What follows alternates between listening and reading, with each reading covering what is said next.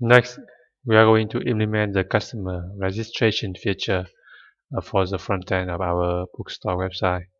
This feature allows the visitor to register himself as a customer on the website.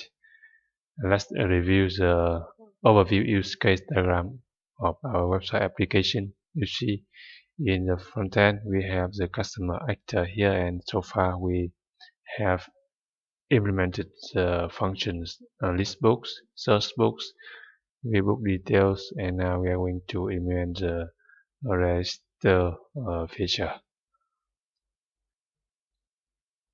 And then we implement the login and logout features. Let's see the user interface design for the customer registration form. You see, it looks very similar to the customer form that we have created in the backend.